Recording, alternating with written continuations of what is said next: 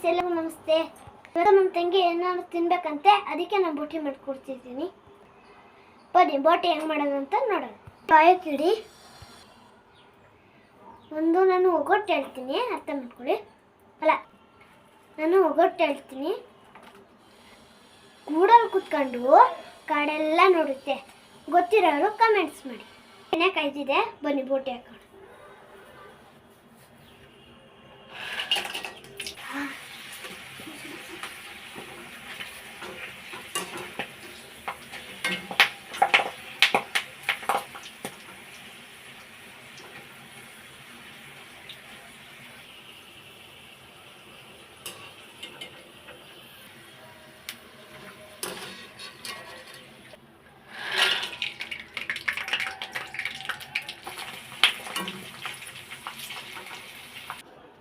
ಬನ್ನಿ ನನ್ನ ತಂಗಿ ಕೂಡ ಹೇಗಿದೆ ಅಂತ ಹೇಳ್ತಾರೆ.